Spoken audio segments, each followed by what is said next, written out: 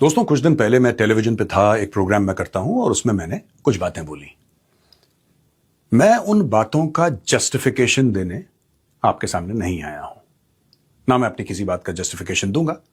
लेकिन मुझे ऐसा लगता है कि जब भी कोई बात कही जाए उसका एक कॉन्टेक्स्ट होता है, और मैं यहां पे कॉन्टेक्स्ट आपके सामने लेकर आया हूं। ये कॉन्टेक्स्ट समझिए कि जो मैंने बोला उसके पीछे कहानी क्या है, मैंने क्यों बोला ये मैं आपको नहीं बता रहा, मुझे पता है मैंने क्यों बोला।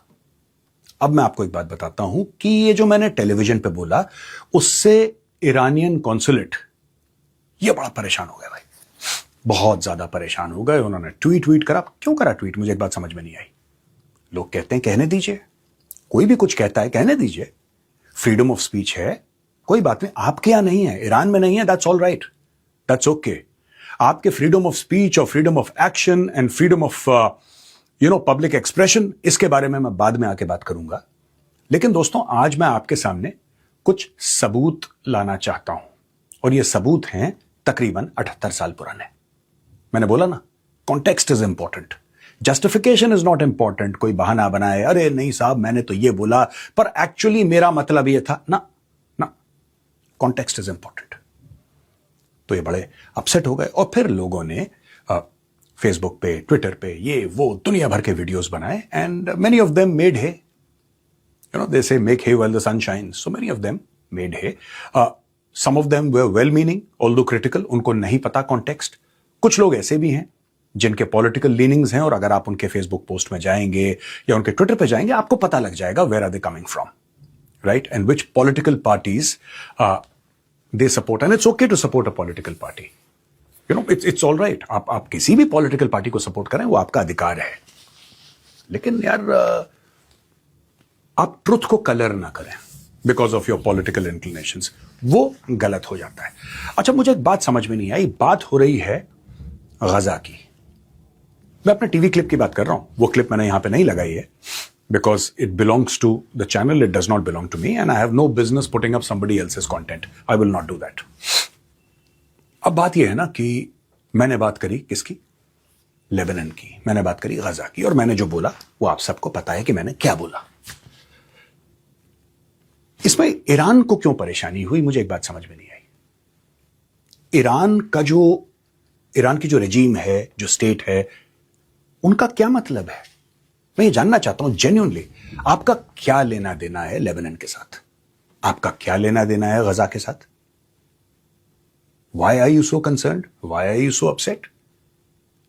अच्छा दोस्तों, एक और बात बता दूं आपको, शायद कई लोगों को पता भी नहीं है। हिजबुल्लाह जो एक टेरर आउटफिट है, that operates out of Lebanon. Hezbollah is not the official army of Lebanon. Hezbollah जो है वो लेबनान की फौज नहीं है, वो एक टेरर आउटफिट है, वो एक पॉलिटिकल आउटफिट है जिसने वहां पे हर चीज हाईजैक कर रखी है। एक और बात, आपने ये सुना है ना, जब 7 अक्टूबर के बाद जो इजराइल में अटैक हुआ था, उसके बाद जब इजराइल ने बॉम्बिंग शुरू करी गाजा की, तो आपने एक बात कई बार सुनी होगी, आपने एक बात की, गजा की हेल्थ मिनिस्ट्री ने यह बोला है कि 20,000 मर गए, 30, 40, 50। गजा की हेल्थ मिनिस्ट्री ने ऐसा बोला है। ये किसकी हेल्थ मिनिस्ट्री है, कभी आपने सोचा है? ये किसकी हेल्थ मिनिस्ट्री है भाई? ये हेल्थ मिनिस्ट्री हमास की है। हमास खुद ही अपने फिगर दिया जा रहा है।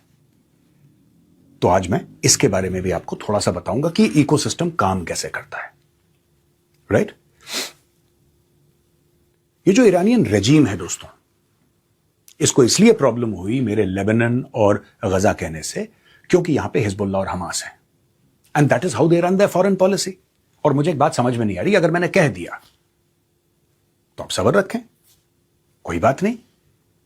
लेकिन बात यह है ना कि ईरान में यह कहना अलाउड नहीं है। आज की तारीख में भी कई साल की कैद है अगर आपके पास इंटरनेट कनेक्शन मिलता है जो कि स्टारलिंक का है। आपको पता है आज की तारीख में कितने दिनों से इन्होंने इंटरनेट बंद कर रखा है, उसके बारे में भी बात करूंगा। Context is important. अच्छा, यहां पे ये कह रहे हैं अपने ट्वीट में, ये फिर से आप इनका ट्वीट देखें स्क्रीन पे, इजराइल को genocidal state, that's rich coming from Iran. अब मैं आपको दोस्तों 2, 3, 4 रिपोर्ट्स दिखाऊंगा। क्योंकि जो भी मैं कहूंगा आज, आई विल प्रोवाइड प्रूफ। जो इरानियन कॉन्सुलेट ने करा है वो हवाबाजी है। They are playing the victim card. ये ओरिजिनल जननी है विक्टिम कार्ड की, ओरिजिनल जननी। इन्होंने 35,000 से ज्यादा, they killed more than 35,000 of their own citizens पिछले 3 महीने में। यह 28 तारीख को लड़ाई शुरू हुई फरवरी में इसी साल, राइट? उसके पहले की बात कर रहा हूं, उसके पहले की बात कर रहा हूं। इन्होंने सर्दियों के टाइम अपने 35,000 बंदे खत्म कर दिए, उड़ा दिए। They wipe them out. Y?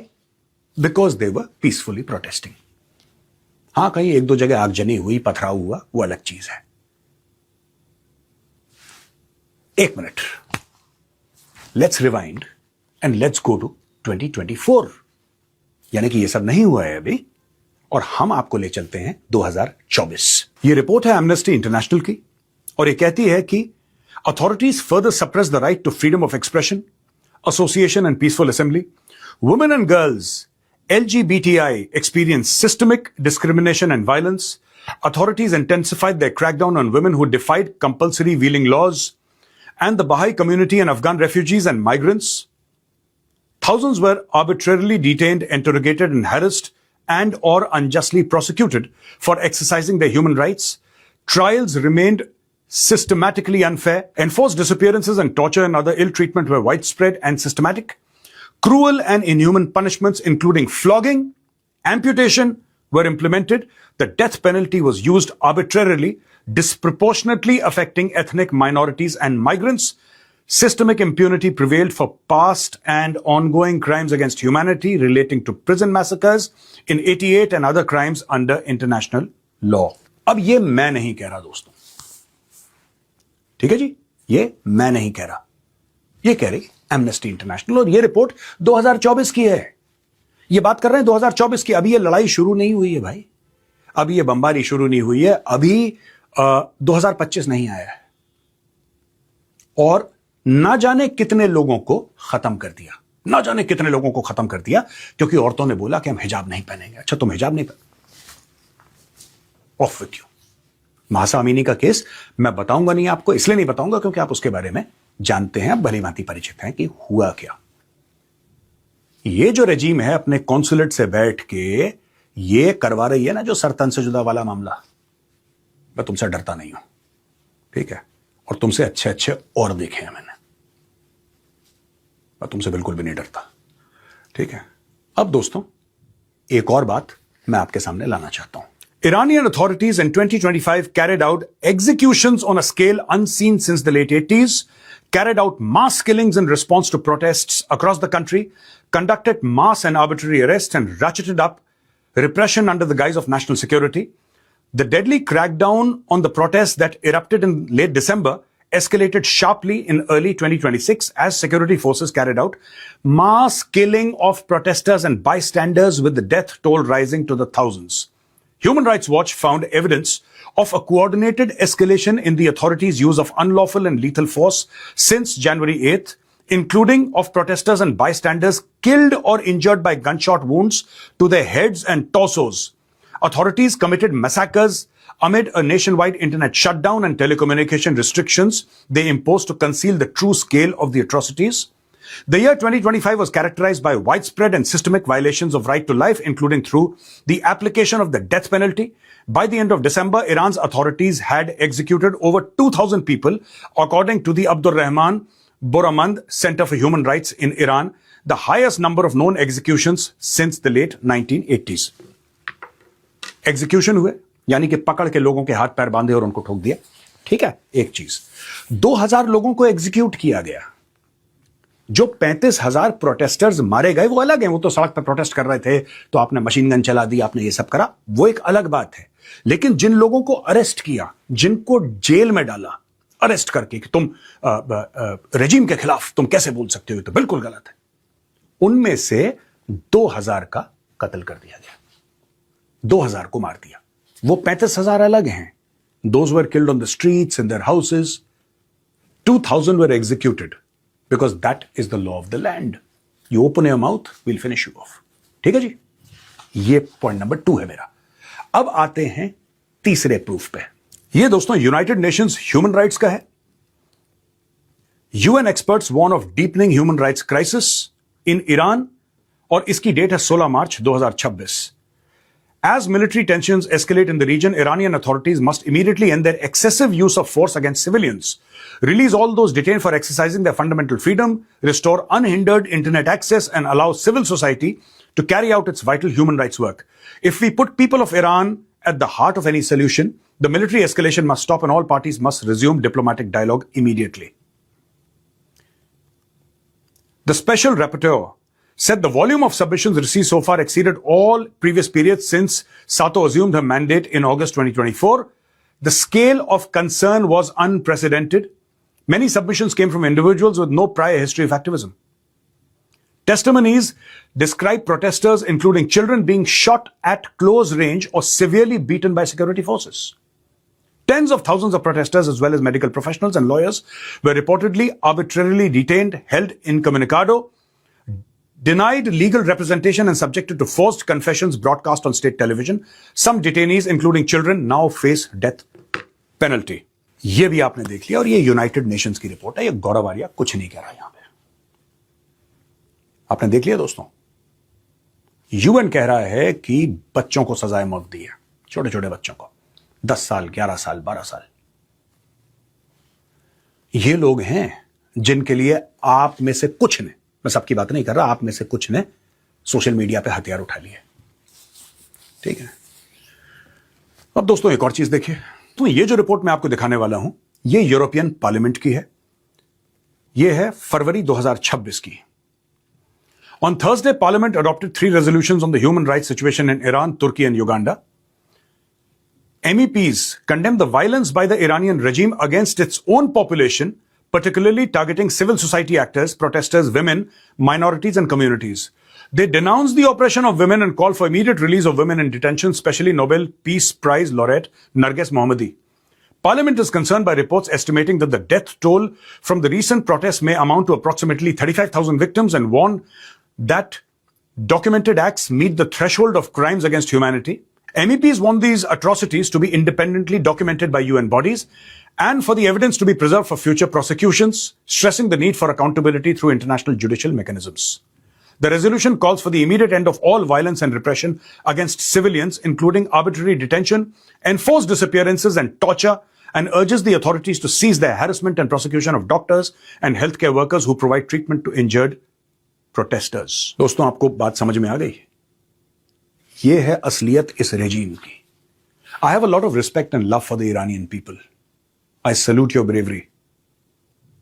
But this regime it's an autocratic regime.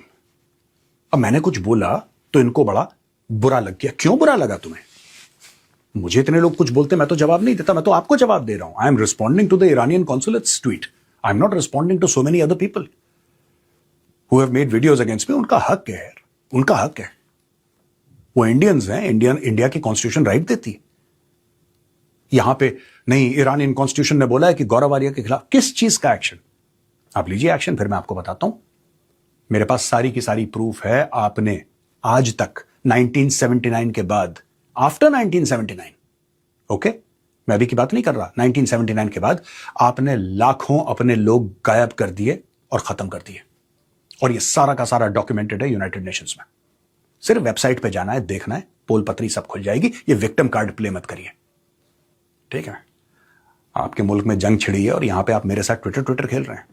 चलिए, आप ये कहते हैं कि आप फिलिस्तीनियों के अधिकार के लिए लड़ रहे हैं, you are fighting for the rights of Palestinians. और इस मामले में मैं बिल्कुल डिटेल में बाद में आऊंगा, लेकिन मैं सिर्फ एक बात कहना चाहता हूं यार। आपने जो अमेरिका को 10 पॉइंट दिए थे, जो आपने पूरे 10 पॉइंट्स मेंशन करे हैं, उसमें तो यार एक में भी वर्ड पैलेस्टीनियन मेंशन नहीं है, पैलेस्टीन का पी नहीं है। क्यों ऐसा? आपकी तो पूरी लड़ाई पैलेस्टीन के लिए है। पैलेस्टीन के लिए जान दे देंगे और पैलेस्टीन के लिए तलवार उठा लेंगे और दुनिया से लड़ लेंगे। आपके जितने भी 10 पॉइंट्स, उसमें मैं आऊंगा पॉइंट बाय पॉइंट। लेबनान का नाम है उसमें, पैलेस्टीन का नहीं है। अब मैं आपको दोस्तों बताता हूं कि ये चूरन क्यों दिया है ईरानियन रेजिम ने। आपके सामने एक्सपोज करता हूं, ठीक है? कारण यह है कि गाजा अब इनके लिए यूजफुल नहीं रहा क्योंकि इजरायलियों ने हमास को लगभग निपटा दिया। थोड़े बहुत हैं, लगभग निपटा दिया, लेकिन हिजबुल्लाह अभी भी है। तो इन्होंने उसमें नाम लिख दिया लेबनान का कि लेबनान में भी सीज फायर। आप ये भी कहते हैं गाजा में सीज फायर, क्योंकि जब ये बात चल रही है 2 बार इजरायलियों ने बॉम्ब कराया गाजा के अंदर, और जब इजरायलियों ने गाजा में भी अभी हाल फिलहाल में 10-15 दिन के बीच में बॉम्ब कराया है, तो आपको क्या गाजा का नाम नहीं डालना चाहिए था? आप तो बहुत वोकल हैं, गाजा में ये हो रहा है, गाजा में ये हो रहा है, बोलिए ना, क्यों नहीं बोलते? वही चीज है, रात गई बात गई। Hamas is no longer a force to reckon with. कुछ कुछ अंश बाकी हैं हमास के, कुछ कुछ। आईडीएफ ने ज्यादातर निपटा दिया है, तो अब इनको लगा यार ये तो खत्म हो चुके हैं, मारो गोली, चलो एक काम करते हैं, जो हिजबुल्लाह है वो अभी भी तगड़ा है। You want to keep IDF busy south of the Litani river, है कि नहीं सच बात? बताइए कॉन्सुलेट वाले साहब, you want to keep Israel busy, the IDF busy south of the Litani river. दोस्तों ये मैप है और मैप पे लिटानी रिवर है, देखिएगा। अच्छा, एक मेरा सवाल है ईरानियन रेजीम से, और जब भी मैं यहां पे ईरान कहूंगा इस पूरे वीडियो में दोस्तों, मेरा मतलब ईरान की रेजीम है, मेरा मतलब ईरान के लोग नहीं है। मैं फिर कहता हूं, I love and respect the people of Iran, not the regime. आप लोग फॉरेन मीडिया को अलाउ क्यों नहीं कर रहे ईरान में? हम इजराइल से देखते हैं ना, इजराइल ये मिसाइल चली गई शॉपिंग मॉल के अंदर, मिसाइल चली गई, गाड़ी को उड़ा दिया, Indian media on loop is playing what is happening in Israel. आप लोग ईरान के अंदर क्यों अलाउ नहीं करते फॉरेन मीडिया को? आप तो कहते हैं कि आपने सबको खड़का दिया बुरी तरीके से, आपने तो विक्ट्री डिक्लेयर कर दी। आप ले जाइए ना, लोगों को बोलिए कि कैमरा लेकर आइए तेहरान में और जरा शूट करिए सबके सामने। You should ask people to come, ask people to come with the cameras. You took 4-5 random people to the strait of Hormuz because you wanted to use that as propaganda. आपको propaganda के तहत use करना था। Tehran में क्यों नहीं है foreign media? Tehran में बीबीसी और अल जजीरा और ये सब क्यों नहीं है? वहां पे सीएनएन क्यों नहीं है? इनके बड़े बड़े ऑफिसेज होने चाहिए, आप दिखाइए ना इनको। क्यों नहीं हमें मिलता है ईरान के वीडियोस? जो भी कुछ मिलते हैं या तो इजरायली देते हैं या अमेरिकन, आप लोग क्यों नहीं बना के दे रहे? आपने इंटरनेट बंद कर रखा है, सिर्फ 28 फरवरी से नहीं, उसके पहले भी आपने इंटरनेट बंद कर दिया था। किस चीज का डर है? कौन सी ऐसी चीज है जो सामने आ जाएगी? क्या लोग अपने आप देख पाएंगे? क्योंकि पढ़ने में लोगों को दिक्कत होती है यार। मैं एक बात बताता हूं आपको, लोगों को पढ़ने में दिक्कत होती है, लेकिन आजकल क्योंकि ये नेटफ्लिक्स का जमाना है और यूट्यूब का जमाना है, तो लोगों को देखने में बड़ा मजा आता है। It's easier to consume information if you are watching it, if you are reading, उसमें मेहनत लगती है। अब इशू ये है कि अगर फॉरेन मीडिया जाएगा वहां पे और ये दिखाएगा कि आप आवाम के साथ अपनी क्या कर रहे हैं, जो कॉमन पीपल हैं ईरान के, उनके साथ आप क्या कर रहे हैं, और ये जब टीवी स्क्रीन पे आएगा दुनिया भर में और यूट्यूब पे आएगा, तब ये जितना भी आपका विक्टिम कार्ड है और हम बड़े हीरोज हैं और हमने इजराइल से लड़ लिया और अमेरिका से लड़ दिया, ये टाइम फिश हो जाएगा। लोगों को आपका असली चेहरा दिख जाएगा। इसलिए डर के मारे सबसे ज्यादा जो ईरानियन रेजिम डरती है, it is scared, it is terrified of a free media.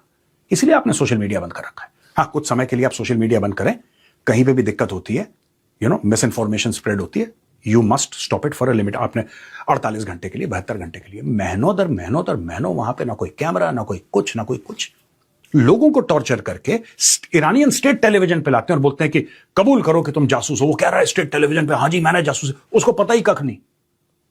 Guy doesn't know anything, but you have tortured him and he thinks that the pain will stop, so you will force him to say anything. 400 Afghan मर गए एक अस्पताल के अंदर, Pakistani air force ने strike करी। कहां थे आप लोग? वो अफगान मुसलमान नहीं थे। हाँ, कहां थे आप लोग? कहां था आपका जमीर? Some gullible Indians lapped it up. You projected yourself as a system that is fighting the Americans and the Israelis. The story is only partially true. Like Hamas, Hezbollah, Ansar Allah, the Houthis, and the Kataib Hezbollah, your proxies will not stop fighting till you tell them to. Just like you will not stop fighting till China tells you to. Because you're just another Pakistan and you're just another North Korea. You will do what you're told. You talk about peace and yet you fund the worst terror outfits in the world. ये जो आपने slogan coin करा है, From the river to the sea, Palestine will be free. और फिर आप बोलते हैं कि पैलेस्टीनियन किड्स इसको चैंट करते हैं और हार्वर्ड में चैंटिंग हो रही है। इसका मतलब क्या है? From the river to the sea. इसका अर्थ क्या है? ये क्या है From the river to the sea? कौन सा रिवर है, कौन सा सी है? जब आप चैंट करते हैं ना, death to America, death to Israel, तो बड़े शोर मचा के करते हैं। Death to America, death to Israel, और जब वो आपको ठोकते हैं फिर आप विक्टिम कार्ड प्ले करते हैं। How do you manage so much of hypocrisy? अच्छा, अब दोस्तों मैं आता हूं ईरान के जो 10 पॉइंट हैं, ये जो सीज फायर के हैं, और इसमें पैलेस्टीन का एक बार भी इन्होंने नाम नहीं लिया। क्यों? अब मैं आपको एक एक करके बताता हूं कि ईरान के 10 पॉइंट हैं कौन से, आपको भी पता होना चाहिए। Point number 1, guaranteeing non aggression by both sides and acceptance of Iran's uranium enrichment. यह पहला पॉइंट है कि एक तो नॉन एग्रेशन हो, आप हमारे ऊपर हमला करना बंद करें, और ईरान जो यूरेनियम एनरिच कर रहा है न्यूक्लियर वेपन्स बनाने के लिए, उस पर कोई रोक टोक ना हो। 1, controlled passage through the strait of Hormuz in coordination with Iran's armed forces. आप समझ गए, साफ सीधी बात है, स्ट्रेट ऑफ हॉर्मुज जो भी पास करेगा उसके थ्रू जाएगा, उसको ईरान की आर्म्ड फोर्सेस के साथ बातचीत करनी पड़ेगी, कोऑर्डिनेट करना पड़ेगा, परमिशन लेनी पड़ेगी। Ending the war on all fronts including against the Hezbollah group in Lebanon. ये पॉइंट नंबर 3 है। इसमें कहीं हमास का नाम नहीं है। जैसा मैंने आपको बताया ना, भाइयों ने हमास को चूरन खिला दिया। वॉर अगेंस्ट हिजबुल्लाह मत स्टॉप इन लेबनान। हिजबुल्लाह के लिए दर्द है, अब वो हमास के लिए दर्द नहीं है। अब पैलेस्टीन के लिए कोई दर्द नहीं है, अब गजा के लिए दर्द नहीं है, गजा का मेंशन भी नहीं हुआ। इन्होंने वाइप आउट कर दिया गजा को मेमोरी से, ईरानियों ने। चौथा, withdrawal of US combat forces from all bases and deployment points in the region. ठीक है, यूएस के जितने भी बेस हैं, कतर में है अल उदैद, या फिर आपके सऊदी अरब में है, आपके बहरीन में है, आपके ओमान में है, यूएई में है, ब्ला ब्ला, कुवैत शुवैत, दुनिया भर सबसे हटाओ। Termination of all resolutions of the UN security council and the board of governors. तो जितने भी आपने यूएन के रेजोल्यूशंस हैं ईरान के खिलाफ, उनको टर्मिनेट करिए। उसके बाद establishment of a secure transit protocol in the strait of Hormuz guaranteeing Iranian dominance under agreed terms. फिर स्ट्रेट ऑफ हॉर्मुज यानी कि पैसे की बात। Full payment of damages to Iran according to estimates. आप ईरान को पैसा देंगे। Removal of all primary and secondary sanctions against Iran. जो भी आपने ईरान के ऊपर सैंक्शंस लगाए हैं, प्राइमरी या सेकेंडरी, आप उन सब को हटा देंगे ईरान के ऊपर से। Release of all blocked Iranian properties and assets abroad. जो भी ईरान की प्रॉपर्टी है, एसेट्स हैं जो आपने ब्लॉक कर दिए, आपने सब कुछ उसको घेराबंदी एक किस्म से कर दिया, आप उसको रिलीज कर देंगे। Approval of these conditions through a binding UN security council resolution, thereby making them binding under international law. ठीक है, और ये ऊपर वाले जितने भी 9 हैं, ये यूनाइटेड नेशन सिक्योरिटी काउंसिल का एक रेजोल्यूशन होगा, यूएन का एक रेजोल्यूशन होगा, जिसके तहत लोग साइन करेंगे। अब ये कानून बन जाएगा, और आप इन 9 चीजों पे कभी भी आप पलट के वापस नहीं जा सकते, आप अपनी बात से मुड़ नहीं सकते। ये आपने 10 के 10 पॉइंट देख लिए दोस्तों। ये आप देख लीजिए हमने कहां से 10 पॉइंट लिए हैं। That is also very important. आप बोलेंगे मेजर साहब आप लाए कहां से, तो यहां से मेजर साहब लाए। ठीक है, इसमें एक बार भी फिलिस्तीन का मेंशन नहीं है, इसमें एक वर्ड गजा नहीं है, वेस्ट बैंक नहीं है, इसमें कुछ भी नहीं है। ये भूल गए, इन्होंने ऐसे झाड़ा और बोला चलो आगे बढ़ो। अब मैं एक और बात पूछना चाहता हूं। सबको पता है कि Hamas, it is totally and absolutely controlled by the Iranians. Hezbollah, Houthis, Kataib Hezbollah, ये सारे के सारे जितने भी टेरर ग्रुप्स हैं, they are controlled by Iran. मैं एक बात जानना चाहता हूं, ये हमास टेररिस्ट्स पहलगाम का जो टेरर एक्ट था उसके पहले ये पाकिस्तान ऑक्यूपाइड कश्मीर में कर क्या रहे थे? दोस्तों सोचिए, what was the Hamas doing in PoK before Pahalgam? ये कर क्या रहे थे वहां पे? इनको पीओके में इनवाइट किसने किया? ये जब मिले जैश ए मोहम्मद लश्कर तैयबा से, ये क्यों मिले? आपको पता है जैश ए मोहम्मद और लश्कर तैयबा किस लिए बनाए गए? पाकिस्तानी आईएसआई ने, स्टेट ने क्यों बनाया उनको? ठीक है ना, सोचिएगा इसके ऊपर। अगर आप में से कोई ये सोचता है, मैं इंडियंस की बात कर रहा हूं, अगर आप में से कोई ये सोचता है कि ये बिना ईरान के स्टेट की परमिशन के यहां पे आ गए पाकिस्तान में, सॉरी, ये सांस नहीं लेते बिना ईरान के। ईरान का इतना जबरदस्त कंट्रोल है। अच्छा, एक और बात आपको बता देता हूं। ये पॉइंट नंबर 10 है दोस्तों। थोड़ा सा लंबा वीडियो हो गया, क्षमा चाहता हूं आपसे, लेकिन ये सब चीजें बताना जरूरी है। Israel supported India in the 1962 Indo China war, ये सबको पता है। अच्छा, लेकिन शुरुआत इसके पहले होती है। पाकिस्तान बनता है अगस्त 1947 में। 14 अगस्त को पाकिस्तान बनता है। 15 अगस्त को भारत कह लेता है कि हाँ हम मानते हैं फुल डिप्लोमेटिक रिलेशंस। 24 घंटे भी नहीं बीते, इंडिया ने बोला वेल कैरी ऑन, घर की बात है तो कोई दिक्कत नहीं है, तो भाई हमारे। पाकिस्तान को आप 24 घंटे के भी अंदर आप पाकिस्तान को डिप्लोमेटिकली रिकॉग्नाइज कर लेते हैं, वेरी गुड, कोई बात नहीं, इसमें कोई मसला नहीं है, देयर इज नो प्रॉब्लम। अब मैं आपको यह बता रहा हूं कि रिकॉग्निशन की बात मैं क्यों कर रहा हूं। बीच में क्या होता है, 1962 में जब चाइना अटैक करता है भारत के ऊपर, when China attacks India, right, India does not have weapons, India is not militarily prepared. Nehru ji Israel से कहते हैं कि हमें हथियार भेजिए। इजराइल कहता ठीक है, आपने हमसे हथियार मांगे हैं, we will help you. Nehru ji एक कंडीशन रख देते हैं, और कंडीशन यह होती है उनकी कि साहब जो भी इजरायली शिप्स, पानी के जहाज जब भारत आएंगे, उसमें इजरायली झंडा नहीं लगा रहना चाहिए। यार, भारत में कुछ लोग हैं जिनको बड़ी प्रॉब्लम हो जाएगी कि तुम इजरायलियों के साथ, यहूदियों के साथ तुम्हारे रिलेशन है, उनके हथियार है, नहीं। और ये दोस्तों उस वक्त की बात है जब चाइना के साथ बॉर्डर पर मारकाट चल रही थी। मैं 1962 की बात कर रहा हूं। चाइना घुस चुका था, China line of actual control पार करके भारत के अंदर घुस चुका था, और यहां पे बोला कि नहीं यार, आप देखो हथियार जो है ना, आप हथियार तो भेज दो हमें, लेकिन यार इजराइल का झंडा मत लगाना, क्योंकि इजराइल का झंडा देख के यहां पे कुछ लोग हैं जो बहुत परेशान हो जाएंगे और हमारे लिए पॉलिटिकल प्रॉब्लम हो जाएगी। उस समय Ben Gurion was the prime minister of Israel, and he made that very famous comment, no flag, no weapons. No flag, no weapons. अगर आप हमारा झंडा हमारे ही जहाजों के ऊपर फहराने नहीं देंगे तो हम आपको हथियार नहीं दे सकते। नेहरू जी ने बोला ठीक है, चलो हम मुसीबत में फंसे। नेहरू जी ने मान लिया, ही रिलेंटेड। 1965 की बात है, इजराइल ने भारत को फिर से वेपन और एम्युनिशन सप्लाई किए। अभी भी डिप्लोमेटिक रिलेशंस भारत और इजराइल के बीच में कायम नहीं हुए हैं। No diplomatic relations between India and Israel, no. लेकिन फिर दूसरी बार इजराइल आता है और इजराइल आपकी मदद करता है। 1971 में इजरायली प्राइम मिनिस्टर गोल्डा मेयर ने फिर भारत की रिक्वेस्ट, अब तीसरी बार भारत रिक्वेस्ट करता है कि यार पाकिस्तान के साथ लड़ाई हो गई है और यहां पे पूरा अमेरिकन जो फ्लीट है वो आ रहा है, बिल्कुल वो बे ऑफ बंगाल की तरफ पहुंच रहा है, बढ़ रहा है बड़ी तेजी से, और हमें क्रिटिकल वेपन्स एंड एम्युनिशन और टेक्नोलॉजी चाहिए, राइट? आपको एक बात पता है, इजराइल सेज ओके। अभी भी आपके इजराइल के साथ डिप्लोमेटिक रिलेशंस नहीं है, क्योंकि आपको लगता है कि कुछ लोग बुरा मान जाएंगे, कुछ लोगों को बहुत ज्यादा प्रॉब्लम हो जाएगी, तो इसलिए यहूदियों को दूर रखो, कुछ लोग मुंह सड़ा लेंगे। पाकिस्तान जो हमारे ऊपर हमला कर रहा है, जो पाकिस्तान, राइट, जो पाकिस्तान हमारे ऊपर हमले कर रहा है, जो पाकिस्तान दुनिया भर की चीजें कर रहा है, वो सबके सब ठीक है, दैट इज ओके। लेकिन हजारों किलोमीटर दूर जो यहूदी है, जिसका किसी से कोई लेना देना नहीं है, उसको देख के लोग अपसेट हो रहे हैं। अब क्यों अपसेट हो रहे हैं भगवान जाने, लेकिन हो रहे हैं।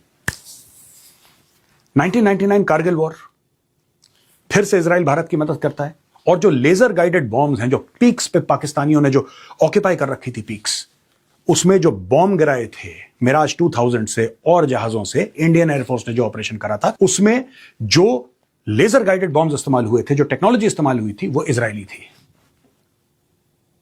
उस जमाने में अमेरिका ने इजराइल के ऊपर बहुत प्रेशर डाला, बहुत ज्यादा प्रेशर डाला। इजरायलियों को यह बोला कि जो तुम भारत को हथियार दे रहे हो तुम दे दो, लेकिन डिले कर दो थोड़ा सा। बहुत ज्यादा प्रेशर, व्हाइट हाउस के लेवल पे बात हो रही है, डिले कर दो। इजराइल नहीं माना। इजराइल ने जब कमिट किया था तब आपको हथियार दे दिए। बालाकोट, जो जैश ए मोहम्मद के कैंप में इंडियन एयरफोर्स ने स्ट्राइक करी थी, और जो स्पाइस 2000 बॉम्ब्स थे, दोज वर इजरायली। जो सर्जिकल स्ट्राइक्स हुई थी दोस्तों, उसमें Indian army para special forces ने जो हथियार यूज करे थे, टैवर, वो इजरायली हैं। इवन टुडे इजरायली इंजीनियर्स हमारी आर्म्ड फोर्सेस के साथ बड़े क्लोजली काम करते हैं, हमारे शिप्स पे, एयरक्राफ्ट पे, आर्मी इक्विपमेंट पर, हर जगह वो काम करते हैं हमारे साथ। दोस्तों मेरे 10 पॉइंट थे, वीडियो थोड़ा सा लंबा हो गया, सॉरी फॉर दैट। मैं आपको सिर्फ एक बात ये कहना चाहता हूं कि everything has got a context, everything has got a context. आज दोस्तों एक थॉट प्रोसेस बन गया है, बड़ा वोक टाइप का एक थॉट प्रोसेस बन गया है कि नहीं, what Israel is doing is very wrong, and you know Israel is this, Israel is that. और इसको ईरान जैसे जो स्टेट हैं, ये इसको गोल घुमाते हैं और आपके दिमाग में गलत चीजें डालते हैं। जो मैंने बोला है आज की तारीख में, what ever I have said, अगर आपको लगता है मैंने 1% भी कहीं पर गलत बयानी करी है, या आपको ऐसा लगता है आप कन्विंस नहीं, आप लिखिए, मैं आपको उसका भी प्रूफ दूंगा, मैं दूसरे वीडियो में आकर उसका प्रूफ दूंगा। आपने इजराइल को, यानी कि गवर्नमेंट ऑफ इंडिया ने इजराइल को एक्सेप्ट नहीं करा, 1992 में जाके हमारे फुल डिप्लोमेटिक रिलेशंस बने इजराइल के साथ, 1992। लेकिन हर वक्त चाहे चाइनीज चढ़ दौड़े हों 1962 में, चाहे पाकिस्तान ऑपरेशन जिब्राल्टर लॉन्च करे, right, 1965, 1971, India Pakistan war, the liberation of Bangladesh, इन सब के पीछे बिना किसी लाग लपेट के, बिना किसी क्वेश्चन के इजराइल आपके पीछे खड़ा रहा। अब मौका है इजराइल को सपोर्ट करने का, तो अब हम कीड़े निकाल रहे हैं उसमें कि नहीं नहीं, ये तो बहुत गलत लोग हैं यार, ये ऐसा कैसे कर सकते हैं। मैंने कब बोला? जब मैं कहता हूं कि गाजा के ऊपर ये करो या लेबनान के ऊपर ये करो, did I mention a school और अ हॉस्पिटल और a shopping mall? No, Gaza is Hamas, right. जब ऑपरेशन सिंदूर हुआ, ऑपरेशन सिंदूर के लोगों ने बोला कि पाकिस्तान को करारा जवाब देना चाहिए, ईंट का जवाब पत्थर होना चाहिए। लोगों ने बोला, सब लोगों ने बोला पाकिस्तान को करारा जवाब देना चाहिए। भाई पाकिस्तान को, पाकिस्तानी बच्चों के स्कूल को जवाब देना चाहिए, पाकिस्तानी अस्पताल को जवाब देना चाहिए, पाकिस्तानी शॉपिंग मॉल को जवाब देना? Obviously not. It is the Pakistani terrorist and the military establishment of Pakistan. It is understood. ये तो अंडरस्टूड सी बात है, और मुझे नहीं लगता कि मुझे इसमें कॉन्टेक्स्ट भी दिस इज, ये तो बेसिक बात है। When you are bombing locations in Gaza, what are you bombing? आज की तारीख में ईरान जो है, ठीक है, जो यूएस की हरकतें हैं, जो यूनाइटेड स्टेट्स ऑफ अमेरिका कर रहा है, that is because of Donald Trump, and I am not any sort of an admirer of that man. ठीक है, I think he is playing Looney Tunes inside his head, but having said that, मैं एक बात ये कहना चाहता हूं कि ईरान दुनिया भर पे हमला कर रहा है, पूरे मिडिल ईस्ट में उसने आग लगा दी है। क्यों आग लगा दी है? क्योंकि वो लगा सकता है, उसको कोई रोकने वाला नहीं है। आपने दुबई में ड्रोन्स मार दिए, मिसाइल मार दिया आपने, अबू धाबी में, ओमान में, क्यों? वाई? आज की तारीख में अगर भारत में चीजों के दाम बढ़ रहे हैं, क्यों? हमारी क्या गलती है? हमारी गलती क्या है ये बताइए? Why should we suffer? दोस्तों समझना पड़ेगा, थोड़ा सा सोचना पड़ेगा। और जब आप लोग रिएक्ट करते हैं सोशल मीडिया में, बिल्कुल करिए, मैं तो आपको कुछ बोल ही नहीं रहा। अगर आप इंडियन सिटीजन हैं, आई will not make a video against you. मैं कभी, ये तो एक वो है ना मेरे साथ, this is a unless push to the very extreme, I don't think I have ever made a video against an Indian citizen और something like that. I don't remember. कभी हुआ होगा तो कभी हुआ होगा as an exception, otherwise I don't, and I will not do so today. So as an Indian you have every right to criticise me. आपको पूरा हक है, अगर मैंने कुछ टीवी पे, सोशल मीडिया पे बोला है, आपको पूरा हक है, right, to criticise me in any language that you deem fit. आपको गालियां देनी है, शौक से दीजिए। आपको क्रिटिसाइज करना, शौक से करिए। लेकिन एक चीज मैं आपसे रिक्वेस्ट करूंगा, जितने भी इंडियंस हैं जो मेरे खिलाफ वीडियो बना रहे हैं और भर भर के मुझे उल्टी सीधी बातें बोल रहे हैं, आपका अधिकार है, and I will defend to death your right to say it. कहावत है ना पुरानी, I disagree with every word you say, but shall defend to death your right to say it. You have a right to say it. Right? No reasonable restraint, no reasonable constraint, no nothing. आपको जो बोलना है बोलिए, कोई दिक्कत नहीं है। लेकिन जैसा मैं आपको बोल रहा हूं ना कि आपको जो बोलना है बोलिए, यही थोड़ा सा वो ईरानियन कॉन्सुलेट वालों को भी समझा दीजिए जरा। उनको भी पता होना चाहिए वो लोग क्यों ऐसा रिएक्ट कर रहे हैं, क्योंकि उनके यहां डेमोक्रेसी नहीं है। और मैंने आपको पूरा ये यूनाइटेड नेशन से लेकर ह्यूमन राइट्स वॉच, सबका मैंने आपको बता दिया है कि सब लोगों ने क्या बोला है, कि जो मुंह खोलता है, इनकी आदत है ना, जो मुंह खोले उसको निपटा दो। अभी इंडिया में बैठ के माइंडसेट तो वही है इनका कि जो मुंह खोले निपटा दो। तो मैंने कुछ बोला, ये कैसे बोल सकता है? हाउ कैन ही से this? Action must be taken against. Why should action be taken against me? भाई ये इंडिया है, ये डेमोक्रेसी है। यहां पे लोग, मैंने तो कुछ भी नहीं बोला, लोग इससे 100 गुना ज्यादा बोल देते हैं, फिर निकल जाते हैं, कुछ नहीं होता। ये डेमोक्रेसी है। जो मैंने टीवी पे बोला वो मेरा अधिकार है, जो भारतवासियों ने मेरे खिलाफ बोला वो उनका अधिकार है। लेकिन उन भारतवासियों से मैं एक रिक्वेस्ट करूंगा, एक विनती है मेरी आपसे, कि जरा ये ईरानियन कॉन्सुलेट वालों को भी जरा समझाइए कि हर बात पे इतना सेंटिमेंटल होने की जरूरत नहीं है। No need to get so emotional and sentimental on every small thing. अपने गिरेबान में झांकिए, अपने गिरेबान में देखिए, और जो ह्यूमन राइट्स वायलेशंस आप कर रहे हैं at an industrial scale in Iran, जरा उसको रोकिए। ठीक है, इतना ही कहना चाहता हूं दोस्तों। जय हिंद।